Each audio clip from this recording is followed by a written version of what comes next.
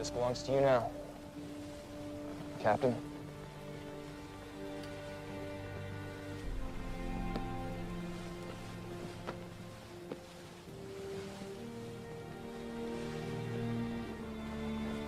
You'll never leave my side, brother.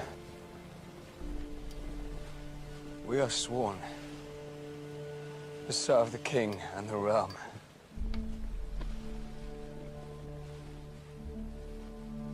They sent us to retrieve an unthinkable poison, one that killed our dear captain.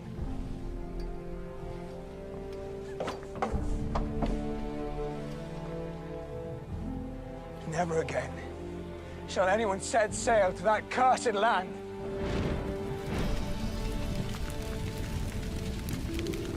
And never again shall we take such orders, serving the king, fighting his wars.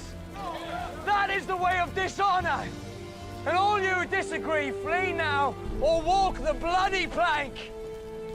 For those who stay will be free men, and I will be your captain. We'll sail under the crimson flag, and we'll give our enemies no quarter. We'll take what we please, and we'll live by our own rules. That is the best form of all. Our kingdom is corrupt and immoral. They took my brother from me, and now I'm gonna take everything they've got. Starting with this ship. Bring the paint from below. Sir? It's time we rename this vessel. We no longer sail as the jewel of the realm. We now sail as the Jolly Roger.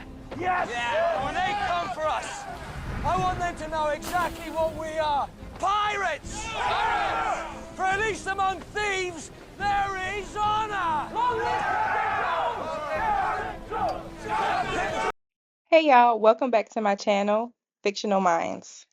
Okay, so let's discuss Killian Jones, also known as Captain Hook. Okay, so Captain Hook is one of my favorite characters on the show. And he's also the only villain that I don't really think is an actual villain.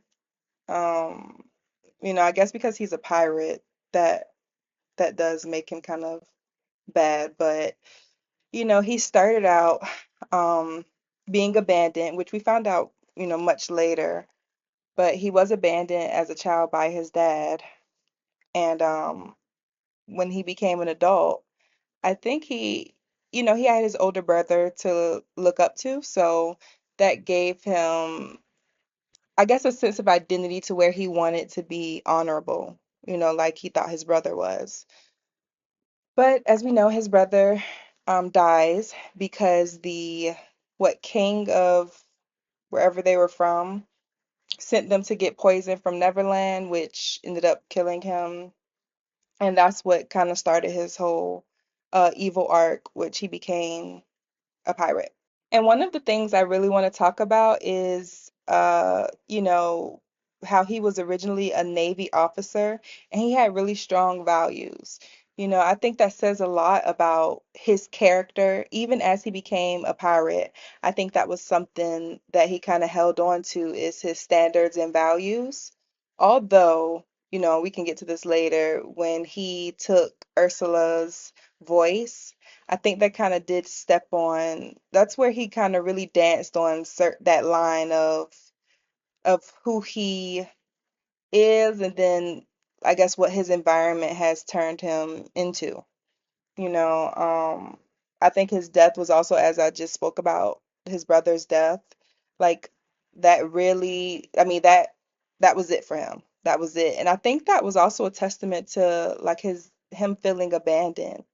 His when his dad left, that, and then I think yeah, sold the kids into where they kind of had to work off some of the debts or something. I can't really recall right now, but that was the first wrong. And then I think his brother dying, also he felt abandoned because if y'all remember, his brother didn't just get murdered or anything. I mean, he tried to prove a point to Killian. And so by him proving that point, because, as Killian says, he's so stubborn, so he left him in a way. And I think that was the last straw. Um, and then on top of his brother dying, it was like the king betrayed them, which is also understandable because the king did betray them. I mean, he sent them to get a poison and didn't even let them know what it was, sent them to a dangerous land, which, I'm not going to get into that with leadership and things, but another core wound for Killian was the loss of Mila. I believe she was his first love, so I guess that was him opening himself up again, to love, to allowing someone close to him. And Rumpelstiltskin killing her, that gave him a new purpose in a way. I think he was kind of happy being a pirate, having Mila. And then he also discussed that they always talked about going back to get Neil. And so I think he found kind of his happy place. And then again, it was taken away from him, it was snatched. And that gave him a new purpose to get his revenge on Rumpelstiltskin. So I get that his core wounds are abandonment and betrayal.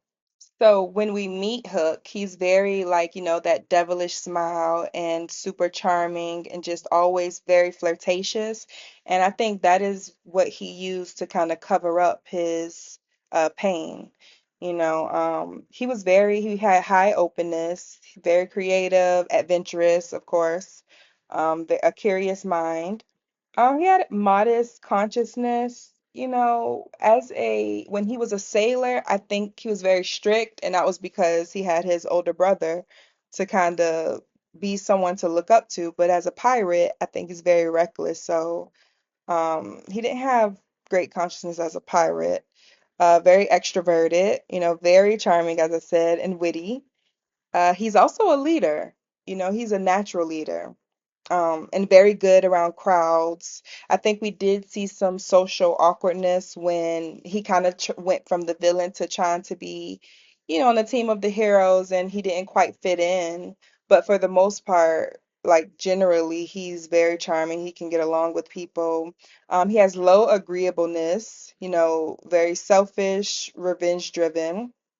And of course, when him and Emma get together, kind of someone else that he can look up to or try, like have inspiration by, similar dynamic to his brother and him, Liam. Liam gave him that sense of wanting to be honorable. And kind of fast forward to when he meets Emma, he again has a sense of wanting to do the right thing. So, but by himself, very selfish. We see that when they are, I believe this is season two, when the town is about to be destroyed and they have the magic bean and they discuss it and they decide to save Regina. But Captain Hook is like, nah, he's not going for it. I think he kind of thought about it in the beginning, but of course, those instincts kick in and he left. But he did the right thing when he came back. So that was kind of our first, where we first get to see like, okay, well, maybe, maybe he isn't so bad, not perfect, but so he has moderate neuroticism in my opinion. He does have a jealous streak and he also can be impulsive. However, I think, he was very big on his survival. So I guess that's where that selfishness came in at. And where we see his jealousy is when, the first scene that keeps popping up in my head is when he was jealous that Emma was going to flirt with himself, in that other world that they were in. But one of the bigger ones is when he competed, Neil to get Emma's love. And also we found out that was season three when they went to Neverland.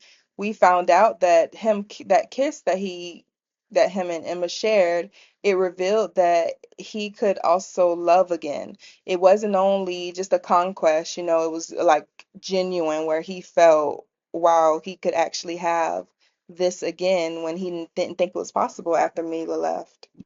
Another big change that we see is Swan Song, where his consciousness improves and his love when he sacrifices himself. And honestly, him dying was so sad. I cried really bad watching that. Um, but I think moving on to his attachment style, I get that he was fearful, avoidant, which is completely understandable, again, because of his abandonment that he has experienced in his life with his dad, his brother, his first love. And when we met him, he used flirtation and arrogance kind of as a defense mechanism, when you think about it. But when he meets Emma, I think her just kind of power, I think that pulled him in, and her being able to call his BS and see through that mask that he was wearing. I think that's what initially attracted him to her. And of course, she's beautiful.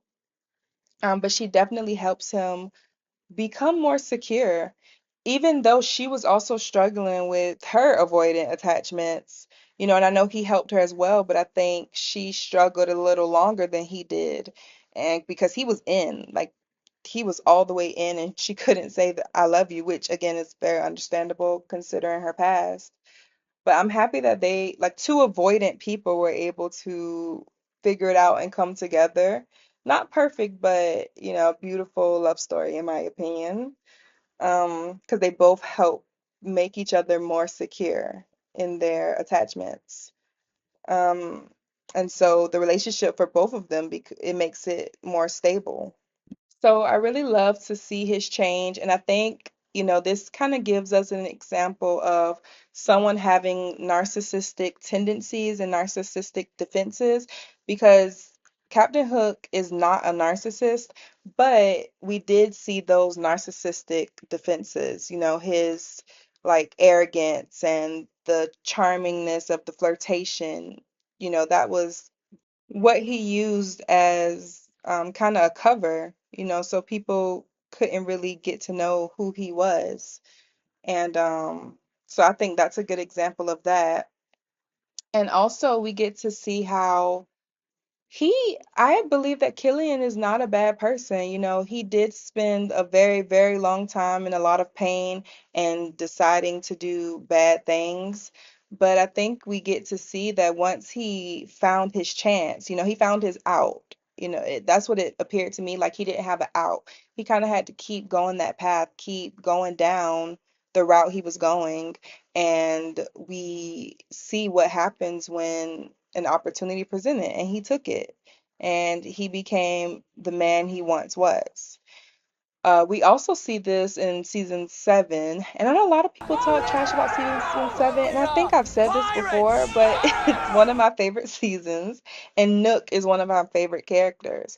I think that we see with Nook, because he was also in the middle of trying to get his revenge, but then he goes and Mother Gothel ends up tricking him into having a baby so she can escape from the tower. And so then his daughter Alice is born and he can't leave her. So he gives up revenge for his daughter. Now, he did slip up at one point and he, went to a duel, which then caused him to be poisoned and he couldn't be near his daughter. But for the most part, he gave up on Revenge of the Crocodile. So that showed us again, kind of Captain Hook, he wanted an out, or he needed an out for him to get out. And we saw that in season seven. I also really loved Rumpelstiltskin's and Nook's relationship, because although that Hook is not the Hook that we knew seasons one through six, that is the same Mr. Gold, Rumpelstiltskin. And so for that Rumpelstiltskin to kind of let Killian know that he was kind of his oldest friend in a way, I don't know, I really enjoyed that scene. And then Rumpel sacrificed himself. It was something very beautiful about that. I really, really enjoyed that relationship. I guess because of how clueless Nook was when he was a detective, and after Rumpel woke up, he kind of had disdain for him, but he also looked out for him because I think he realized this is not the Hook that, I battled with. It's a version of him, but yeah, I thought that was a beautiful relationship. I love that in season 7. So that is all I have today for Captain Hook. I hope you guys enjoy